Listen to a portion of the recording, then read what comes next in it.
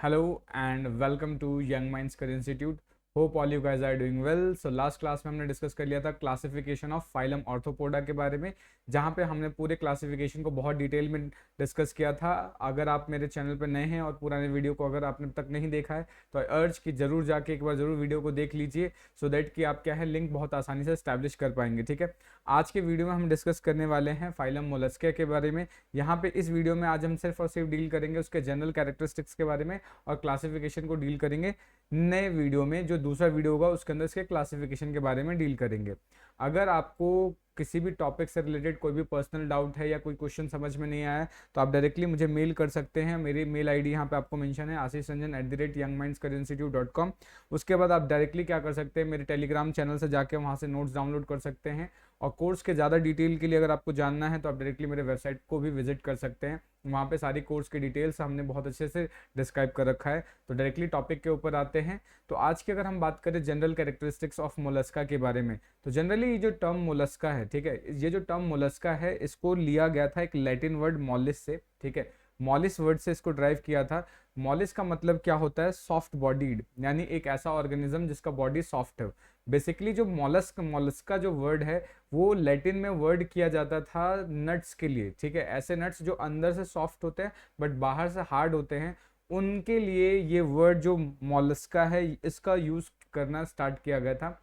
सबसे पहले ये जो वर्ड मोलस्का है इसको यूज किया था एरिस्टोटल ने कटल फिश के लिए। ठीक है, जनरली जो मोलस्का है, मोलस्का के अंदर आपके इंक्लूड होते हैं स्नेल्स हो गए, स्लग्स हो गए, स्क्विड्स हो गए, ऑक्टोपोड्स हो गए, नॉटिली हो गया, क्लैम्स हो गए। ये सारे के सारे क्या हैं, इसको इंक्लूड किया गया है किसके अंदर, फाइलम मोलस्का के अंदर। उसके अलावा अगर हम बात करें फाइलम मोलस्का के जितने भी ऑर्गेनिज्म होते हैं वो ट्रिप्लोब्लास्टिक होते हैं। ट्रिप्लोब्लास्टिक का मतलब आप जानते ही हैं क्या है, इसके बॉडी के अंदर क्या होगा, तीनों जर्म लेयर्स प्रेजेंट होंगे। और ये तीनों जर्म लेयर्स कौन कौन से होंगे आपके, एक होगा आपका एक्टोडर्म, ठीक है, एक होगा एक्टोडर्म, फिर होगा मीजोडर्म, मीजोडर्म, एंड थर्ड क्या होगा, एंडोडर्म, एंडोडर्म। तो ये तीनों जर्म लेयर अगर प्रेजेंट है तो उसको हम क्या बोलते हैं, इस कंडीशन को ट्रिप्लोब्लास्टिक बोलते हैं।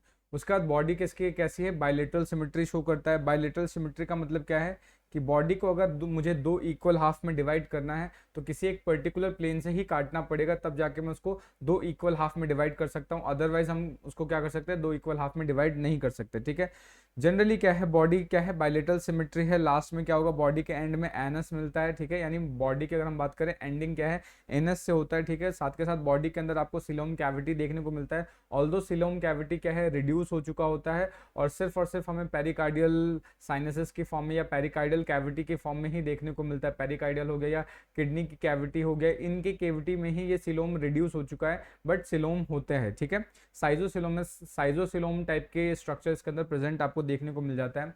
उसके बाद यहाँ पे क्या है, बॉडी के अंदर आपको सेगमेंटेशन देखने को नहीं मिलेगा, यानी यहाँ पे नो सेगमेंटेशन प्रेजेंट बिल्कुल नहीं होता। साथ के साथ यहाँ पे क्या एक एक्सेप्शन है, यूजुअली सेगमेंटेशन प्रेजेंट तो नहीं होता बट यहाँ पे एक एक्सेप्शन है, मोनोप्लेकोफोरा।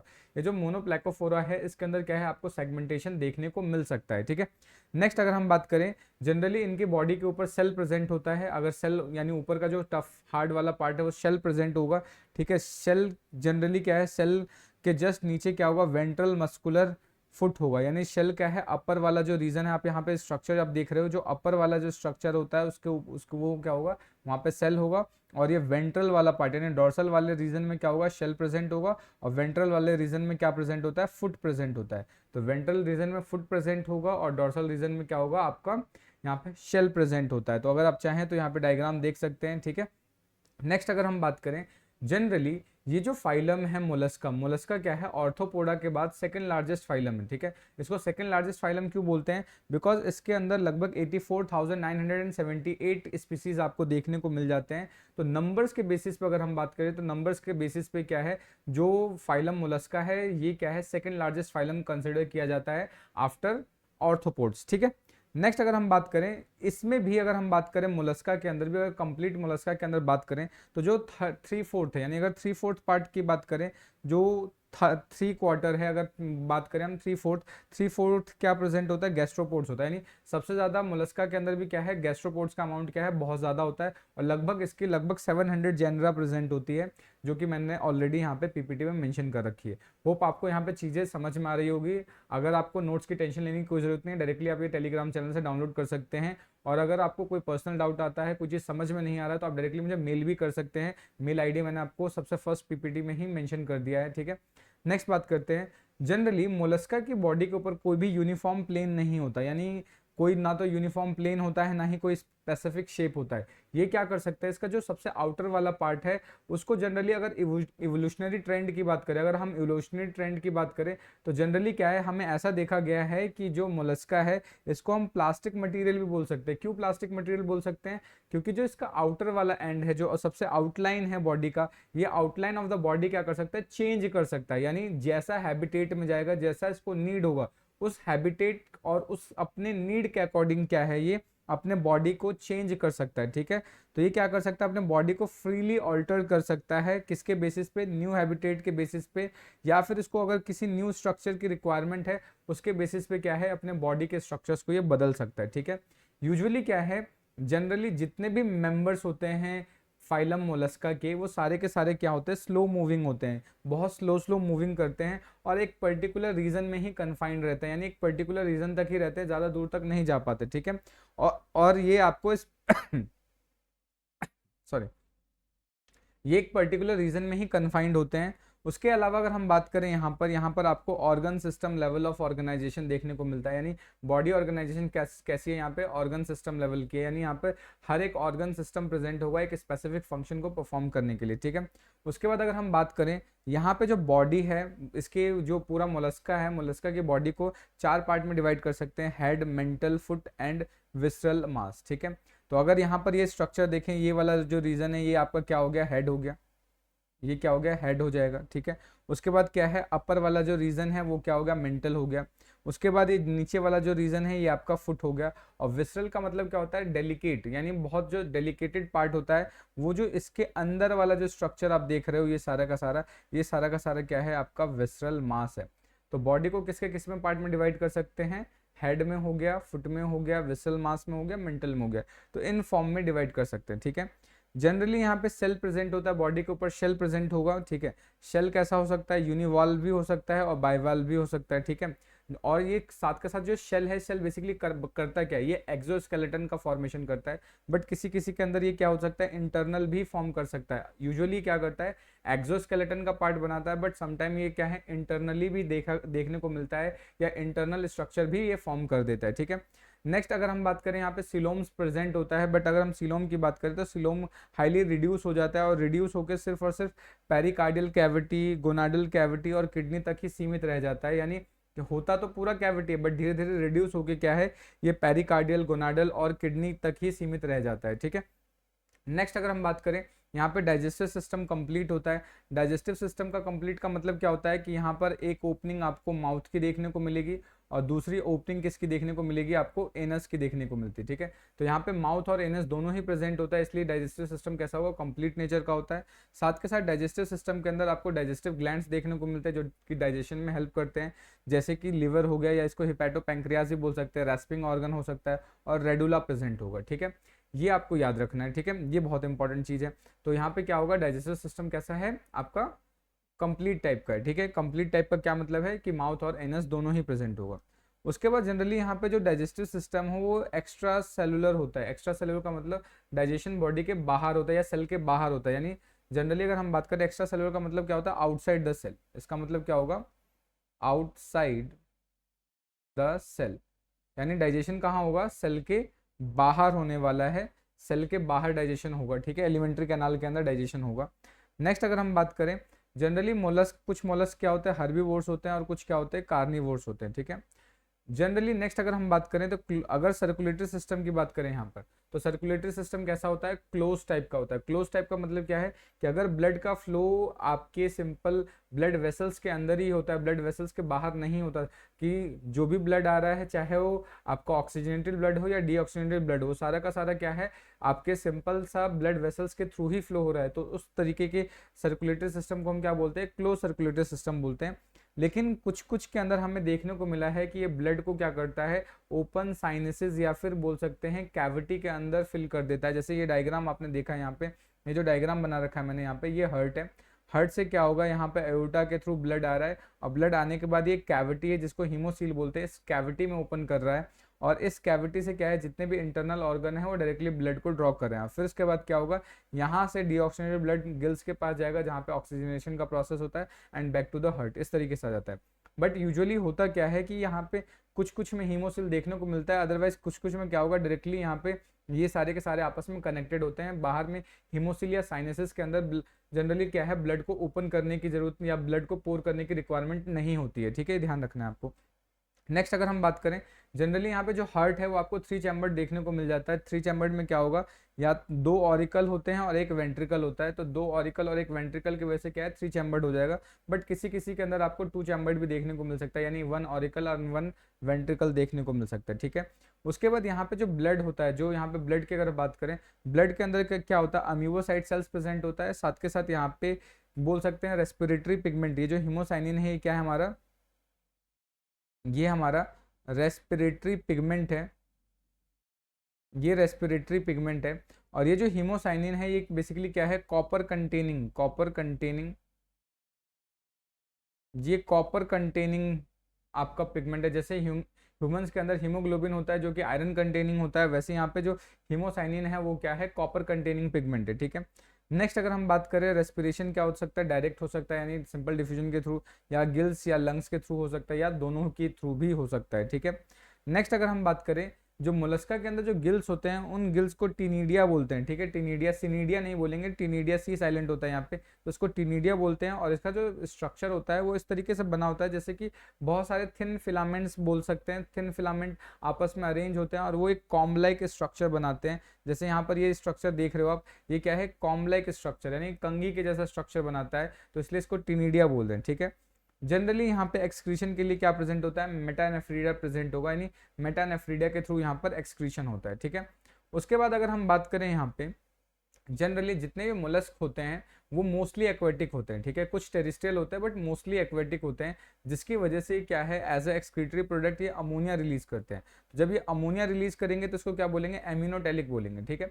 बट कुछ कुछ क्या होते हैं जो लैंड में प्रेजेंट होते हैं, जो टेरिस्ट्रियल होते हैं, वो यूरिया एक्सक्रीट करते हैं और इसको यूरियोटेलिक भी बोल सकते हैं, ठीक है। तो ये भी ध्यान रखेंगे, मोस्टली क्या होंगे आपके एमिनोटेलिक होते हैं, बट जो टेरिस्ट्रियल होंगे,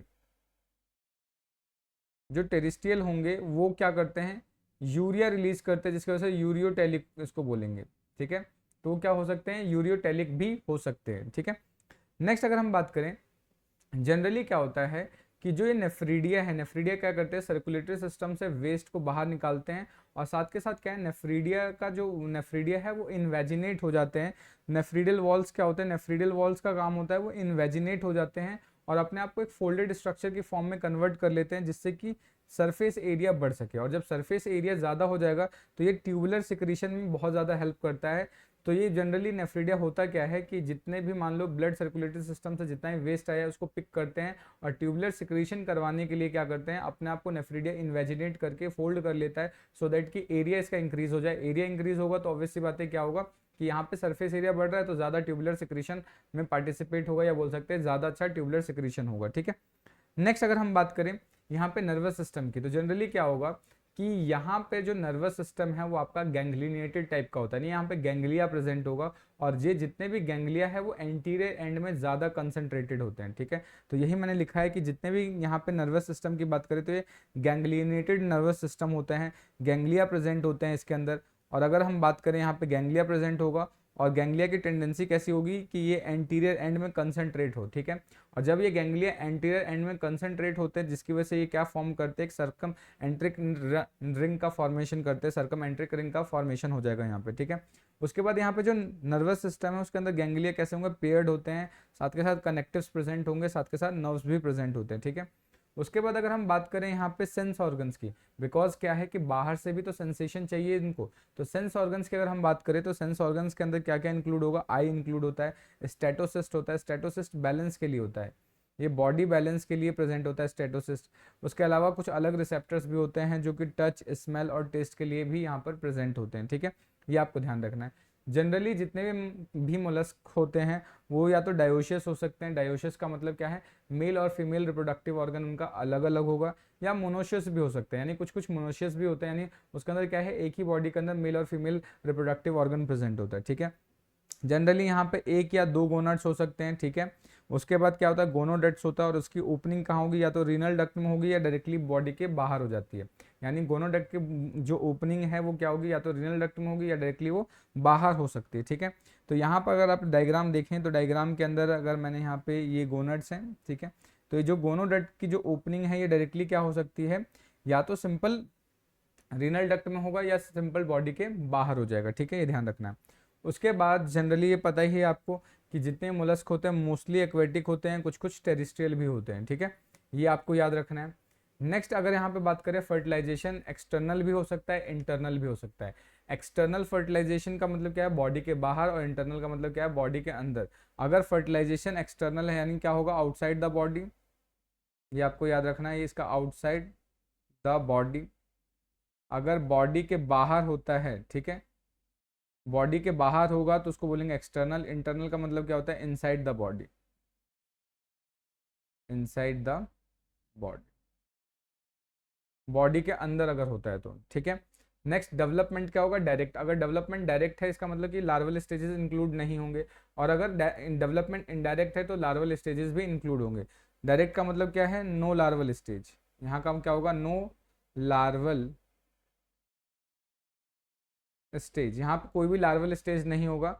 बट अगर लार्वा के थ्रू होता है तो डेवलपमेंट कैसा होगा, इनडायरेक्ट होगा, ठीक है, इनडायरेक्ट। अगर लार्वा भी आता है यानी अडल्ट बनने से पहले लार्वल स्टेजेस को भी वो फॉलो करता है तो उसको क्या बोलेंगे, इनडायरेक्ट डेवलपमेंट बोलेंगे, ठीक है। यहाँ पर अगर हम देखें मोलस्क के अंदर आपको तीन तरीके के लार्वल स्टेजेस देखने को मिल सकता है, एक है ट्रोकोफोर लार्वा, एक है विलेजर लार्वा, और तीसरा क्या है, गोल्चीडियम लार्वा, ठीक है। ये तीनों लार्वा के नाम याद रखने बहुत इंपॉर्टेंट, एग्जाम्स में पूछ लिए जाते हैं, ठीक है। नेक्स्ट अगर हम बात करें क्लासिफिकेशन के बारे में, क्लासिफिकेशन को डिटेल हम करेंगे नेक्स्ट वीडियो में, जस्ट मैं ओवरव्यू आपको यहाँ पर दे रहा हूँ। तो जनरली अगर मोलस्क के क्लासिफिकेशन की बात करें तो इसको हम 6 क्लासेस में डिवाइड कर सकते हैं, और ये जो क्लासिफिकेशन है ये उसके बॉडी के symmetry, characters of food, shell, mantle, gills, nervous system, इन सब चीज़ों के बेसिस पे इसको 6 क्लास में डिवाइड किया गया। और ये 6 क्लास कौन कौन सा है, मोनोप्लेकोफोरा हो गया, एम्फीन्यूरा हो गया, उसके बाद स्कैफोफोरा हो गया, गैस्ट्रोपोडा हो गया, सिफेलोपोडा हो गया, ठीक है। ये चीज़ ध्यान रखना है। और एक सबसे इंपॉर्टेंट चीज़ जो शायद मैंने मेंशन करना भूल गया हूँ मैं इस पीडीएफ के अंदर, बट आपको याद रखना है कि जो मेंटल और रेडुला का जो प्रेजेंस होता है, प्रेजेंस ऑफ मेंटल